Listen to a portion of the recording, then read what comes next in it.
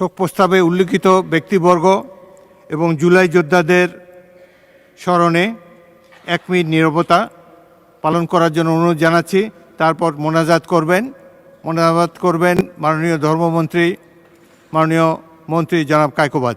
اللهم آمين اللهم صل على محمد وعلى آل محمد كما صليت على إبراهيم وعلى آل إبراهيم إنك حميد مجيد اللهم بارك على محمد وعلى آل محمد كما باركت على إبراهيم وعلى آل إبراهيم إنك حميد مجيد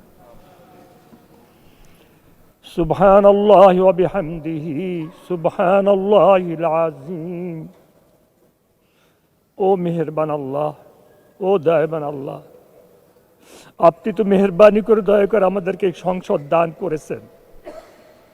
আপনার রহমত, দয়া, আপনার মেহেরবানি আল্লাহ, আপনার শুকরিয়া আদায় করার মতো কোনো ক্ষমতা, কোনো যোগ্যতা আমাদের নাই।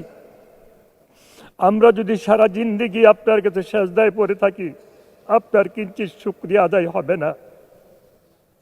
আপনি এই জালেমদেরকে বিদায় করে দিয়ে আমাদেরকে একটা সুষ্ঠু নির্বাচনের মাধ্যমে সংসদে এনে হাজির করেছেন। আয় আল্লাহ, আজকে যাদের শোক প্রস্তাব করা হয়েছে, বিশেষ করে আমাদের দেশনেত্রী খালেদা জিয়া, উনাকে আপনি জান্নাতুল ফেরদাউস নসিব করেন, উনার সমস্ত গুনাহ থেকে মাফ করে দেন,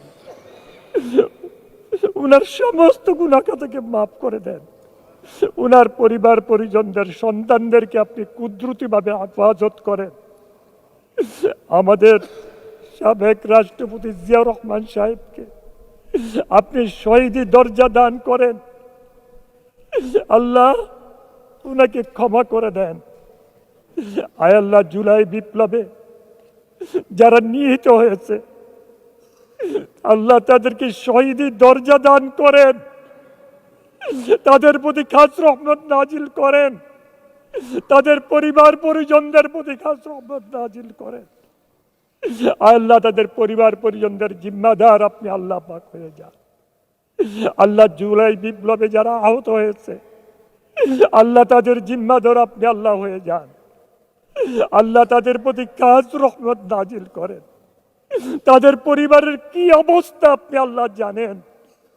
আল্লাহ গো, আমি তো দেখেছি মুরাদনগরে যে কয়েকজন শহীদ হয়েছে, তাদের পরিবারের অবস্থা কি আমি নিজের চোখে দেখেছি। আল্লাহ, আরো কত শুনেছি। আল্লাহ, তাদের জিম্মাদার আপনি আল্লাহ পাক হয়ে যান। আমাদেরকে তাদের খেদমত করার তৌফিক দান করেন, তাদের সেবা করার তৌফিক দান করেন, তাদের সমস্যাগুলির সমাধান করার তৌফিক দান করেন। আয় আল্লাহ, এই 17 বছরে আমাদের মধ্যে যারা জেলখানায় ছিল, অত্যাচারিত হয়েছে, জুলুমের শিকার হয়েছে, নির্যাতনের শিকার হয়েছে, আপনি আল্লাহ তো সব জানেন।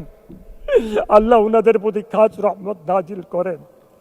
আয় আল্লাহ, আমাদেরকে সবাই মিলেমিশে দেশকে পরিচালনা করার তৌফিক দান করেন।